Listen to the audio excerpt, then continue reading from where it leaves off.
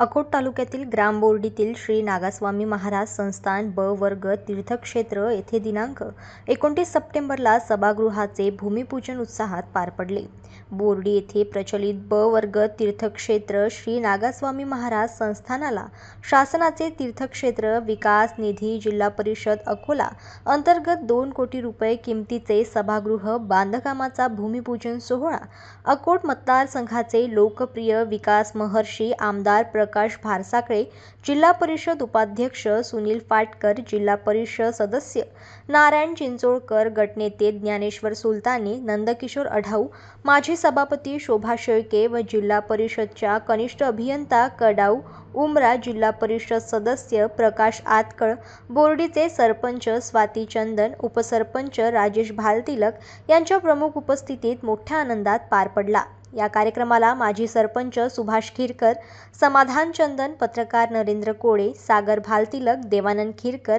यांच्यासह राजेश रावणकर, राधेश्याम यावलकर, राजेश वाघमारे, राजेश खिरकर, विष्णू पखाले, मनोज सोळंके, नागास्वामी महाराज संस्थानचे अध्यक्ष